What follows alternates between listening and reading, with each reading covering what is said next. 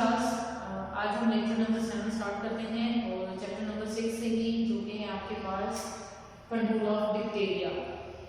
आज तक हमने उसका स्ट्रक्चर भी देखा, उसके अंदर मोड ऑफ एक्शन भी देखे, लेकिन आज हम देखते हैं कि उसको डिप्थेरिया बढ़ रहा होता है, उसको कंट्रोल कैसे करते हैं, उसकी ग्रोथ हो रही है तो उसको हम कैसे जो है वो उसकी ग्रोथ को रोक सकते हैं। कंट्रोल ऑफ डिप्थेरिया बेसिकली आपके पास डिजीज फैला रहा है, हम उसको कैसे रोक सकते हैं। अगर एनवायरनमेंट के अंदर बढ़ रहा है, उसकी ग्रोथ हो रही है तो हम उसको कैसे रोक सकते हैं। तो ये सारे जो हम इकट्ठे इन सॉल्यूशंस का वही मसाइल का हल निकालते हैं, तो उसको हम क्या बोलते हैं, हम कंट्रोल कर रहे हैं बैक्टीरिया को। आइदर हम डिजीज के अंदर उसको जो है वो कंट्रोल कर रहे हैं, डिजीज के अगेंस्ट हम काम कर रहे हैं, उसकी जो डिजीज फैला रहे होते हैं, या फिर वैसे आपके लिए जो उसकी ग्रोथ बढ़ रही है, स्पॉइलेज हो रही है फूड के अंदर, तभी हम उसको क्या बोलते हैं कि वो हम उसको कंट्रोल कर रहे हैं डिजीज को। तो बैक्टीरिया को कंट्रोल करने के लिए हम दो मेथोडोलॉजीज को फॉलो करते हैं, यानी एक आपको कैटेगरीज में हम देखते हैं कि फिजिकल का मेथोडोलॉजी नंबर 1 है कि आपके पास फिजिकल मेथड, और दूसरे नंबर पे आप उसको बोलते हैं this is the chemical method. Physical method और केमिकल मेथड के अंदर क्या डिफरेंस है क्लास। जो फिजिकल मेथड है उसमें हम कोई ना कोई चीज ऐसे यूज करेंगे, यानी जो आपके पास जो फैक्टर्स होते हैं उनको आप लगाएंगे, ठीक है, उनको यूज करके आप माइक्रोऑर्गेनिजम्स को किल करेंगे, उनकी ग्रोथ को रोकेंगे। और केमिकल मेथड के अंदर क्या होगा, बकायदा आप केमिकल यूज करेंगे, कोई लिक्विड चीज यूज करेंगे जिसकी वजह से आप जो है वो उन बैक्टीरिया से या किसी सरफेस को फ्री करना है, चाहे वो लिविंग सरफेस है या नॉन लिविंग है, या फिर किसी पर्सन के अंदर सेल के अंदर उसका जो एंट्री हुई है उसकी वजह से वहां जो उसने डिजीज काज की है उसको कंट्रोल करेंगे। तो सबसे पहले देखते हैं फिजिकल मेथड। फिजिकल मेथड के अंदर जैसे यहाँ पे मैंने फिजिकल मेथड में 3 मेथड्स को जो है वो एग्जांपल बनाया है। सबसे पहले आपके पास क्या है, हम हीट यूज करते हैं। हीट मतलब टेम्परेचर देते हैं उसको, उसके टेम्परेचर को इंक्रीज करते जाएंगे, उसको हीट देंगे, उसकी वजह से क्या होगा, आपके पास माइक्रोऑर्गेनिज्म किल होंगे। तो उसमें हमने दो तरह की हीट यूज करनी है, एक ड्राई हीट है, दूसरी मॉइस्ट हीट है। ड्राई हीट मॉइस्ट हीट का क्या मतलब है, ड्राई हीट का मतलब है आपके पास कि आपने कोई चीज लेनी है, उसके नीचे आप जो है वो आग जला दो, ठीक है। जैसे सोलह है, हम मोस्टली चीजें पकाते हैं तो हम उसके नीचे पहले हम जो है स्टोव ऑन करते हैं, वो जो जलना है उसका, अब वो उसकी वजह से कोई हीट ट्रांसफर होगी और उसकी वजह से जो है वो आपके पास माइक्रोऑर्गेनिज्म किल होंगे। कोई भी चीज लें, नीचे आप जो है वो उसके आग लगा दें, अब वो जो हीट है वो उसकी ट्रांसफर हो रही है, this is the type of dry heat, ठीक है। उस ड्राई हीट की वजह से क्या होगा कि जो माइक्रोऑर्गेनिज्म होंगे उनके अंदर जो भी मटेरियल प्रेजेंट है वो ऑक्सीडाइज हो जाएगा। जब वो ऑक्सीडाइज होगा तो जो नॉर्मल फंक्शन हो रहा था उसकी बॉडी के अंदर वो रुक जाएगा, जिसकी वजह से वो नॉर्मल जो है वो उसकी ग्रोथ भी स्टॉप की जा सकती है। दूसरे नंबर पे आता है मॉइस्ट हीट। अब मॉइस्ट हीट में क्या होगा कि आपने पानी लिया, ठीक है, और उसको बॉईल करो, पानी क्या होगा, चेंज हो जाएगा लिक्विड से वेपर्स के अंदर, और उससे बन जाएंगे आपके पास गैस से वेपर्स बन जाएंगे। उन वेपर्स को, उस स्टीम को, जिसको आप वेपर बोलते हैं वो स्टीम होती है, और उस स्टीम को आप यूज करते हैं to coagulate the proteins that are present in the microorganism structure, ठीक है। कैसे कि आपने लिया एक चीज ली, बर्तन लिया, उसके अंदर आपने वाटर को जो है वो बंद किया, इसको, इस वाटर को आपने जो है वो हीट दी, वाटर बॉईल हुआ, स्टीम बनी, इस स्टीम को आप यूज करो किसी भी जो भी मटेरियल आपको जो है वो डिसइंफेक्ट करना है या उसको माइक्रोऑर्गेनिज्म फ्री करना है, तो आप उस मटेरियल को स्टीम के साथ जो है वो डील करो। कैसे, जैसे ही उसके अंदर आप प्लेस करेंगे, उसको इतना बॉईल करते हैं, तो ऑटोक्लेव एक ऐसी मशीन है, ठीक है, जिसके अंदर हम केमिकल्स को जो कि आपके पास हीट, ड्राई हीट के साथ सेंसिटिव होते हैं, हम उनको मॉइस्ट हीट देते हैं, मतलब टेम्परेचर मजीद बढ़ा के उसको जो है वो कंट्रोल करते हैं। तो क्या होगा कि जैसे ही आप इसके अंदर कोई ना कोई चीज प्लेस करेंगे, फॉर एग्जांपल आपने केमिकल या टेस्ट ट्यूब के अंदर आप चाहते हैं कि टेस्ट ट्यूब भी क्लीन हो जाए, केमिकल भी माइक्रोऑर्गेनिज्म फ्री हो जाए, तो आप इस मॉइस्ट के अंदर, मॉइस्ट हीट के अंदर, यानी आप स्टीम के अंदर रखोगे, और स्टीम के अंदर जैसे ही रखेंगे तो क्या होगा, वो जो माइक्रोऑर्गेनिज्म होगा उसकी बॉडी के ऊपर क्या अटैक करेगा, उसकी प्रोटीन्स कोगुलेट होंगे, उसकी प्रोटीन्स जमना शुरू हो जाएंगी। आपके साथ पहले डिस्कस हुआ कि जैसे ही आपके पास प्रोटीन, जैसे एंजाइम्स हैं, वो भी प्रोटीन्स होती हैं, तो अगर उसकी बॉडी के अंदर एंजाइम्स कोगुलेट हो जाएंगे क्लास, तो क्या होगा, उसका नॉर्मल फंक्शन, उसका नॉर्मल स्ट्रक्चर डिस्टर्ब होगा, तो डेफिनेटली एंजाइम का फंक्शन भी डिस्टर्ब होगा, और उसके अंदर जो मेटाबॉलिज्म चल रहा था वो भी स्टॉप हो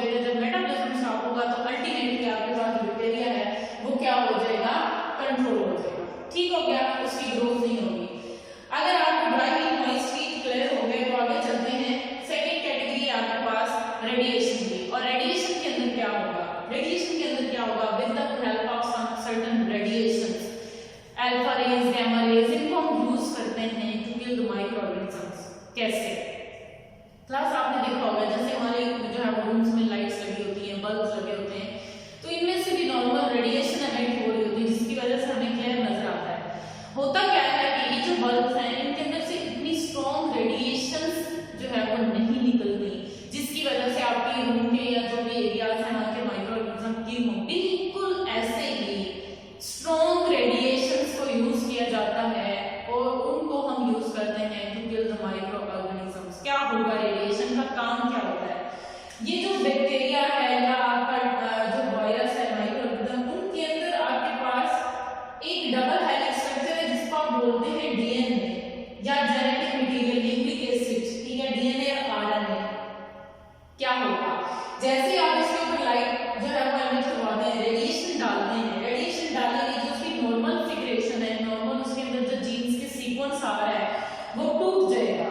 जब न्यूक्लियोटाइड्स का बॉन्ड टूटेगा तो अलग हो जाएंगे, उसका स्ट्रक्चर डिस्टर्ब होगा। जब डीएनए टूट गया, डीएनए खत्म हो गया, तो अल्टीमेटली आपके पास क्या होगा, माइक्रोऑर्गेनिज्म डिवाइड करने के काबिल नहीं होगा, क्योंकि उसका कंट्रोलिंग रीजन जो है, वो कंट्रोलिंग पॉइंट जो है वो ही डिस्टर्ब कर दिया, वही आपने क्लिक कर दिया, तोड़ दिया, तो क्या होगा आपके पास, अल्टीमेटली आप कंट्रोल कर सकते हैं। हम अल्टीमेटली क्या करते हैं, मोस्टली हॉस्पिटल्स के अंदर जहाँ भी आपके पास मेडिसिन होती हैं या इस तरह का कोई मटीरियल होता है जिसको आप माइक्रोऑर्गेनिज्म से बचाना चाहते हैं, वहाँ पे आप स्पेसिफिक लैब्स लगाते हैं, ठीक है, और उन लैब्स से स्पेसिफिक रेडिएशन एमिट होती रहती हैं, जिसकी वजह से जो माइक्रोऑर्गेनिज्म है वो अंदर जो है वो नहीं आता है, या अंदर आएगा उसे अल्टीमेटली क्या होगा, वो रेडिएशन इसके जाके मटेरियल, जेनेटिक मटेरियल पे जो है वो इंटरैक्ट होती है, और जब वो उसके ऊपर जो है वो पड़ेगी तो क्या होगा, उसका डीएनए मटेरियल जो है डिस्टर्ब हो जाएगा। अब आ जाते हैं filtration. This is the third physical method that is used to kill the bacteria, to control the growth of bacteria, growth of certain microorganisms. Filtration क्या है क्लास, आपके पास ये जो हम मोस्टली क्या करते हैं कि ऐसे केमिकल्स जो कि नॉर्मली आप जिनको ना ही ड्राई हीट दे सकते हैं, ना ही मॉइस्ट हीट दे सकते हैं, ना ही आप रेडिएशन फॉल कर सकते हैं, यानी आप एक ऐसे आपके पास प्रोटीन्स हैं जिनको आप माइक्रोऑर्गेनिज्म फ्री करना चाहते हैं, जैसे हार्मोन्स हैं, ठीक है, जैसे एंजाइम्स हैं, जैसे एंटीबॉडीज हैं, ये सारी प्रोटीन्स अगर आप इनके ऊपर फॉल करोगे, ड्राई हीट फॉल करोगे, तो क्या होगा, ऑक्सीडेशन हो जाएगी, प्रोटीन स्ट्रक्चर फंक्शन डिस्टर्ब होगा। अगर आप मॉइस्ट हीट अप्लाई करोगे तो कोगुलेशन ऑफ प्रोटीन हो जाएगी और एंटीबॉडीज का काम जो आप करवाना चाहते हैं ताकि वो प्रिजर्व हो सके, और आप किसी भी पर्सन का इम्यून सिस्टम स्ट्रॉन्ग करवाना चाहते हैं, तो क्या होगा, जब वो कोगुलेट हो जाएगी तो फिर उसका फंक्शन भी डिस्टर्ब होगा। दूसरे नंबर पर रेडिएशन भी हम अप्लाई नहीं कर सकते, क्यों नहीं कर सकते, क्योंकि जो प्रोटीन का स्ट्रक्चर है, नॉर्मल फंक्शन हो रहा है, उसके अंदर बॉन्डिंग है, रेडिएशन में अप्लाई करेंगे बॉन्ड टूट जाएगा, उसकी नॉर्मल जो चेन, वो ग्लोब्यूल स्ट्रक्चर जो आपने बनाया था, उसकी वजह से क्या होगा कि वो जब स्ट्रेट हो जाएगा उसका फंक्शन भी डिस्टर्ब होगा। इस सारी चीजों को आपने हार्मोन्स को भी प्रिजर्व करना है, आपने एंजाइम्स को भी प्रिजर्व करना है, आपने एंटीबॉडीज को भी प्रिजर्व करना है, उसके लिए क्या होगा, आपने एक थर्ड मेथड अडॉप्ट करना है जो इन दोनों को, क्योंकि ये दोनों आपके लिए फायदेमंद नहीं है, क्या करेंगे, फिल्ट्रेशन करते हैं, इसमें हम यूज करते हैं एक फिल्टर मेम्ब्रेन, ठीक है जी, और फिल्टर मेम्ब्रेन का काम क्या होता है, that is the filter membrane, ये पोरस होती है लाइक दिस, ठीक है, इसके ऊपर आपने केमिकल को जो है वो पास आउट करना है, जो आप केमिकल प्रिजर्व करना चाहते हैं। अब इसके पोर्स के अंदर से जो भी आपका केमिकल्स है, माइक्रोऑर्गेनिज्म सारे के सारे यहाँ पे, इवन इसके अंदर वायरसेस भी जो है वो आपके रुक जाते हैं।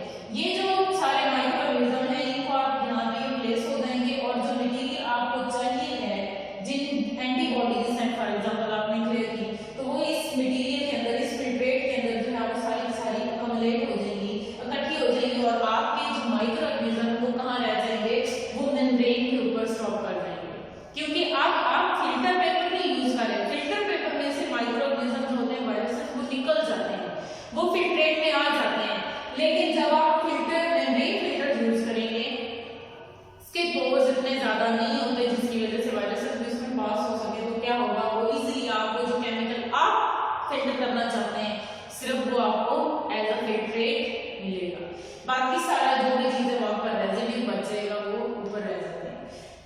This was the physical method. अब आ जाते हैं केमिकल मेथड की क्लास। केमिकल मेथड के अंदर आपको पता है केमिकल मेथड में हम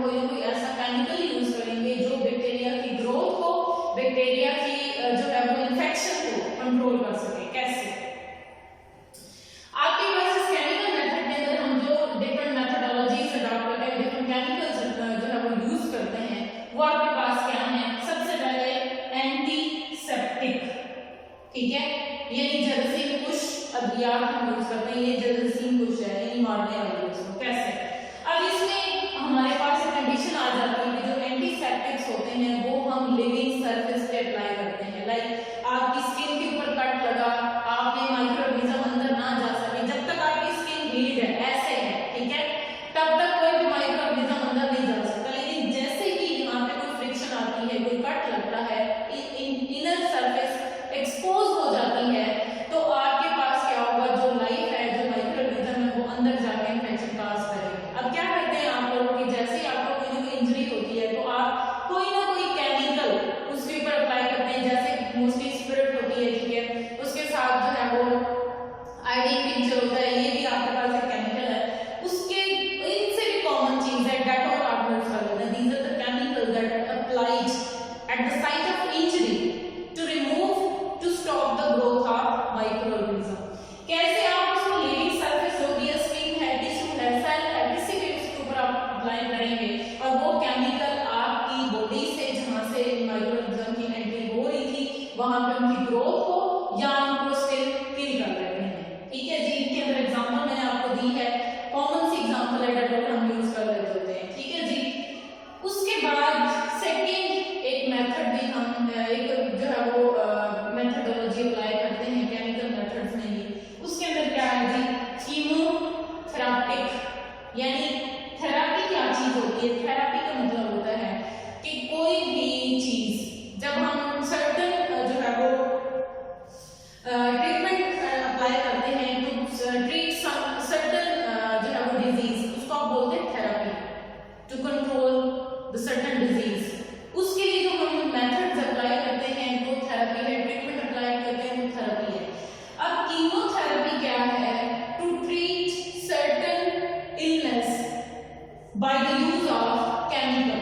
हम इसमें केमिकल को यूज करेंगे और अपनी डिजीज को उसको हम ट्रीट करेंगे। इसके अंदर हम केमिकल्स क्या लेते हैं, उसमें एग्जांपल लेते हैं हम एंटीबायोटिक्स। एंटीबायोटिक्स क्या होती हैं? ऐसा केमिकल, ऐसी प्रोटीन्स जो किसी भी लाइफ के अगेंस्ट काम करेंगी। ठीक है, इसके अंदर क्या होता है, या तो ये जो एंटीबायोटिक्स हैं, कीमोथेरेपी स्टॉप कर देगी ग्रोथ को, किसकी ग्रोथ को? माइक्रोऑर्गेनिज्म की ग्रोथ को, या फिर अल्टीमेटली उसको क्या करेगी, किल द माइक्रोऑर्गेनिजम्स, टोटली उनको खत्म कर देगी। तो क्या होगा, आपकी बॉडी में अगर कोई इन्फेक्शन हो गया है, आपकी बॉडी के अंदर केमिकल भी अप्लाई हो सकते हैं, यानी आपके स्टमक में कोई मसला हो गया, वहां माइक्रोऑर्गेनिज्म ग्रो कर गया, आपके आईज में इन्फेक्शन हो गया, ठीक है, इन्फेक्शन, इंटरनल इन्फेक्शन जो होते हैं वो आप जब कंट्रोल करते हैं तो कीमोथेरेपी करते हैं, उसमें एंटीबायोटिक्स लेते हैं। आपके स्टमक में मसला, eye infection, skin infection, different infection, उनके लिए आप एंटीबायोटिक्स लेते हैं। उनका काम क्या होता है कि जो सर्टेन एरिया है, डिजीज जो इंजर्ड एरिया है, इन्फेक्टेड एरिया है, वहां पे जाके माइक्रोऑर्गेनिज्म को या तो किल कर देंगे या फिर उनकी ग्रोथ को रोक देंगे। अब आ जाते हैं एंटीबायोटिक्स जो हैं वो कैसे आपकी बॉडी के अंदर जाके काम करती हैं। तो हम लेते किस सूरत में, सम टाइम हम सर्टेन टैबलेट्स के फॉर्म में लेते हैं एंटीबायोटिक्स, सम टाइम हम इंजेक्ट भी करवा सकते हैं, ठीक है, इन्फ्यूज करते हैं, ब्लड के अंदर डाल देते हैं उस केमिकल को, या फिर आप केमिकल यानी लिक्विड मटेरियल आप जो है ओरली ले रहे होते हैं। तो ये वो डिफरेंट फॉर्म्स ऑफ एंटीबायोटिक्स हैं जो आप लेते हैं, और किस लिए लेते हैं, ताकि या तो ग्रोथ रोक दी जाए माइक्रोऑर्गेनिज्म की, या फिर उनको किल कर दिया जाए। तीसरा जो केमिकल्स हैं, ये तो हो गया हमारे एक इंडिविजुअल के अंदर अगर इन्फेक्शन है तो हम क्या कर सकते हैं, अगर उसकी सरफेस के ऊपर कोई कट लग गया है तो हम क्या कर सकते हैं, कौन से केमिकल अप्लाई करते हैं, उस मेथड को हम क्या बोलते हैं। तो था उसके बाद अब आ जाते हैं कि समटाइम्स जो हम यूज करते हैं किसी जो है वो नॉन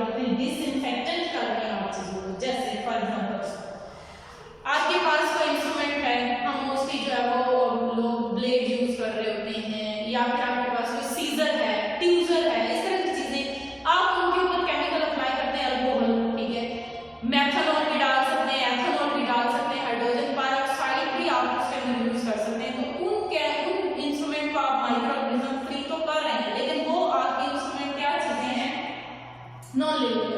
जब नॉन लिविंग को आप फ्री करेंगे, माइक्रो ऑर्गेनिज्म फ्री करेंगे, तो हम उसको क्या बोलते हैं? डिसइंफेक्टेंट। ठीक हो गया क्लास?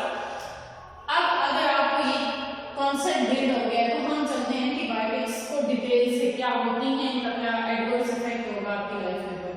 तो antibiotics combination of two words है, basically these are certain proteins, ठीक है, certain organic compounds that are obtained from one organism that is used to kill to growth stop of other organism। कैसे कैसे? एक अगर आपके पास एक ऑर्गेनिज्म, हमने इसमें से केमिकल निकाला और एक और ऑर्गेनिज्म है जो आपके लिए डिजीज काज कर रहा है या आपके लिए प्रॉब्लम क्रिएट कर रहा है, आप इस वाले केमिकल को इसके ऊपर अप्लाई करो ताकि ये स्टॉप हो जाए या किल हो जाए। जब आप इसको इधर डालेंगे तो हम इसको क्या बोलते हैं? एंटीबायोटिक्स। एक लाइफ से निकली दूसरी लाइफ के अगेंस्ट यूज कर रहे हैं तो क्या होगा आपके पास? हम उसको बोलते हैं antibiotics. Combination of two words, anti against, biotics, life. इसलिए हम बोलते हैं हम लाइफ के अगेंस्ट जो केमिकल यूज करते हैं। एंटीबायोटिक्स के दो तरह से उनका इफेक्ट हो सकता है, या वो माइक्रोबायोसाइडल हो सकते हैं या फिर microbiostatic. What are these terminologies? Micro small organisms के साथ bio like cidal, cide kill, ठीक है। साइट का जो वर्ड होता है ना वो हम यूज करते होते हैं किलिंग के लिए, किल, जैसे सुसाइड है, मर जाना, खुदकुशी कर लेना, खुद को मार देना, तो साइट जो है वो यूज होता है किल, टू किल। माइक्रोबायोसाइडल आपके पास ऐसी एंटीबायोटिक्स होंगी जिनका इफेक्ट क्या होगा कि वो माइक्रोब्स को या बैक्टीरिया, वायरसेस, सर्टेन जो है वो फंगस स्पोर्स होते हैं उनको क्या करेगा? किल कर देगा, बिल्कुल ही खत्म कर देगा। ठीक हो गया? अब आ जाते हैं दूसरे उसके ऊपर, उसका क्या इफेक्ट होगा? माइक्रोबायोस्टैटिक। स्टैटिक का मतलब होता है स्टॉप। तो ऐसा एंटीबायोटिक्स का एक ऐसा इफेक्ट भी होता है जो क्या करेगा? माइक्रोब्स को क्या करेगा? उनकी जो ग्रोथ हो रही है उसको स्टॉप कर देगा। ग्रोथ का मतलब क्या होता है? अगर एक बैक्टीरिया है, इससे एक और एक यानी टोटल दो बैक्टीरिया ना बन सके, वो डिवाइड ना कर सके, तब हम उसको बोलते हैं अगर वो डिवाइड कर रहा है, दिस इज द ग्रोथ। ठीक है जी। और अगर आप इसको रोक देंगे, ठीक, इसको रोके कैसे? अगर एक बैक्टीरिया तो एक से दो नहीं बनेगी, जब एक से एक ही रहेगा तो क्या होगा कि आपके पास आपकी ग्रोथ को रोक दिया। और जब ग्रोथ को रोकेंगे तो हम उस टर्मिनोलॉजी, उस मेथड को हम क्या नाम देते हैं? एंटीबायोटिक्स के इफेक्ट को क्या नाम देते हैं? माइक्रोबायोस्टैटिक। ठीक। अब आ जाते हैं कि जब आप ड्रग्स को यूज कर रहे हैं क्लास, तो ड्रग्स को यूज करने का प्रॉपर मेथड ये है कि प्रॉपर आप फिजिसिस्ट के पास जाएं, डॉक्टर के साथ कंसल्ट करें, उनकी प्रेस्क्रिप्शन के मुताबिक आप जो है वो इनटेक करना शुरू करें एंटीबायोटिक्स का। क्योंकि हर एक चीज का जो है वो जितना पॉजिटिव इफेक्ट होता है उसके राउंड अबाउट उसका नेगेटिव इफेक्ट भी होता है। तो अगर आप एक रेगुलर इंटरवल पे लेंगे उनकी प्रेस्क्रिप्शन को तो आप ठीक रहेंगे। रेगुलर इंटरवल का मतलब क्या होता है कि जिस तरह आपको डॉक्टर कंसल्ट देता है कि जी आपने सुबह दोपहर शाम इस तरह लेना है, तो आप उसको वैसे ही इंटरवल पे लें। प्रॉपर इंटरवल पे लेंगे आप एंटीबायोटिक्स को, उनको इफेक्ट आपके जो माइक्रोऑर्गेनिज्म है उनके ऊपर ठीक होगा। उनकी ग्रोथ को स्टॉप करने वाले अगर हैं एंटीबायोटिक्स तो वो रोकेंगे। बट अगर आप इंटरवल के अंदर डिस्टर्बेंस करेंगे तो फिर आपके लिए मसला जो है वो क्रिएट हो सकता है। जब आप मिस यूज करते हैं एंटीबायोटिक्स का, मीन्स आपको जो है वो उसको ना रेगुलर इंटरवल पे ले रहे होते हैं, ना ही डॉक्टर्स की जो एडवाइस होती है उसके मुताबिक चलते हैं, तब आपके साथ क्या होता है? सबसे पहले जो रेजिस्टेंस आ जाती है, ड्रग रेजिस्टेंस कैसे आएगी? आपको एक जो है वो एंटीबायोटिक दी गई है कि आपने लेनी है जी, एक सुबह 7 बजे और दूसरी शाम को 7 बजे की, it should be the gap of 12 hours, ठीक है, 12 घंटे आपका गैप होना चाहिए। आप क्या करते हैं? आप 7 वाली जो टाइम होता है वो आप लेते हैं 8 बजे, और फिर आप ले लेते हैं जो दोबारा से उस 8 को छोड़ के आप शाम 5 बजे वो जो शाम की टाइम वाली होती है, सुबह शाम वाली, उसमें आप ले लेते हैं। क्या होता है? अब आपको टाइम लेना चाहिए था 12 आवर्स का, ठीक है, ताकि बैक्टीरिया की जो एक मेडिसिन आपकी 12 घंटे आपकी बॉडी के अंदर गई, वो 12 घंटे तक बैक्टीरिया की ग्रोथ रोक सकती है। आपने क्या किया? एक आपने इतना गैप दे दिया और दूसरे में आपने कम गैप दे दिया। अब उन बैक्टीरिया को ग्रोथ जो आपको रात के टाइम 12 घंटे आपको जो प्रोटेक्ट करना था एंटीबायोटिक ने, वो आपने गैप बढ़ा दिया। अब क्या होगा, उस टाइम पीरियड के अंदर जो माइक्रोब्स होते हैं वो ड्रग रेजिस्टेंस होंगे, क्योंकि जब नहीं किया तो माइक्रोब्स हमेशा अपने अंदर ऐसा जीनोम चेंज कर लेते हैं, अपने आप को ऐसे ढाल लेते हैं कि जितनी एंटीबायोटिक्स आप डालते रहेंगे वो फिर कंट्रोल नहीं होगी, उनकी ग्रोथ फास्ट ही रहेगी। ये तो हो गया ड्रग रेजिस्टेंस। दूसरा मिसयूज ये है आपके पास कि ह्यूमन मेटाबॉलिज्म के अंदर डिस्टर्बेंस काज करता है। कैसे? फिजियोलॉजी एंटीबायोटिक्स चेंज कर देती है। जब आप फ्रीक्वेंटली उसको यूज करना शुरू हो जाते हैं और एंटीबायोटिक्स की डोजेज हाई कर देते हैं, हैवी डोज लेना शुरू कर देंगे, आपका मेटाबॉलिज्म जो है वो आपके मेटाबॉलिज्म की जो फिजियोलॉजी है या आपके ऑर्गन्स की जो फिजियोलॉजी है डिस्टर्ब होगी। तीसरे नंबर पे मिसयूज एलर्जिक रिएक्शन। कुछ ऐसी आपके पास एंटीबायोटिक्स हैं जिनका एडवर्स इफेक्ट साइड इफेक्ट होता है, जैसे पेनिसिलिन अगर ली जाए तो पेनिसिलिन आपके पास इचिंग काज करती है, एलर्जी काज करेगी आपको, एलर्जी की वजह से आपको फिर कुछ जो है वो नेगेटिव इफेक्ट्स आपकी स्किन के ऊपर भी आ सकते हैं, आपके टिश्यूज के ऊपर भी पड़ सकते हैं। फिर आ जाता है आपके पास कुछ ऐसे एंटीबायोटिक्स हैं जो आपको बहरा कर देते हैं, ठीक है, यानी आपको आपकी जो सुनने की स्मार्ट होती है, स्मार्ट है सुनना, आपका जो एक हिस्सा है वो डिस्टर्ब होती है। कैसे? आपकी जो ईयर्स हैं उसके अंदर एक ऑडिटरी कैनल है, ठीक है, ऑडिटरी नर्व, सॉरी, ये आपके पास क्या होगा, ये न्यूरॉन ऐसी नर्व है जिसने मैसेज किधर लेके जाना है, दिमाग की तरफ, ठीक है, और फिर आपके ब्रेन में प्रोसेस करना है, वो आएगा तब आपको सुनाई देगा। अब इस ऑडिटरी नर्व के अंदर चेंज आ जाता है, किस वजह से कि आपने कौन सी एंटीबायोटिक लेनी शुरू कर दी थी, स्ट्रेप्टोमाइसिन।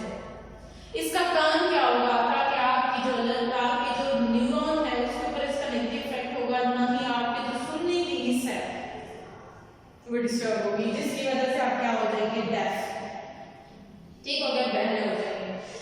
एक और एंटीबायोटिक है जिसके अंदर आपका एडवर्स इफेक्ट आता है। मोस्टली लोगों के जो टीथ होते हैं वो येलो होते हैं, डिसकलर होते हैं, अजीब से कलर के होते हैं। उसकी क्या रीजन है? उसकी ये रीजन होती है उन्होंने ना तो स्मोकिंग की, हमें ये लगता है कि स्मोकर्स हैं, या उन्होंने जो है वो मोस्टली कोई ड्रग्स यूज की हुई है जिसकी वजह से उनके टीथ के डिसकलर हो गए। ऐसा नहीं होता, हालांकि उन्हें पूरी दिन जिंदगी जो है इन चीजों की तरफ हो गया नहीं होते। होता क्या है, उसके पीछे रीजन क्या होता है, उन्होंने कभी लाइफ में, ठीक है, जब वो छोटे थे उन्होंने एक एंटीबायोटिक यूज की हुई है, टेट्रासाइक्लिन, ठीक है, जो हम बच्चों को जो है उनके अंदर चली जाती है या हम दे देते हैं। टेट्रासाइक्लिन अगर उनकी फूड के अंदर गई है या उनके मेडिकल उसमें गई है कभी लाइफ, तो क्या करेगी, वो परमानेंट टीथ को डिस्कलर करती है। परमानेंट का मतलब वो फिर ठीक भी नहीं होते, साफ भी नहीं होंगे। इसका ये नेगेटिव इफेक्ट है, किसके ऊपर होगा, टीथ के ऊपर होता है, जिसको हम बोलते हैं discoloration of the teeth. This is not due to the chemicals that are take as a drugs. ये ऐसी ड्रग है, ये भी एक ड्रग है, एंटीबायोटिक की ड्रग है जो फिजियोलॉजी चेंज करेगी, बट कौन सी ड्रग्स आप ले रहे हैं, टेट्रासाइक्लिन। क्लास आज का लेक्चर जो है वो यहीं तक, इंशाल्लाह फिर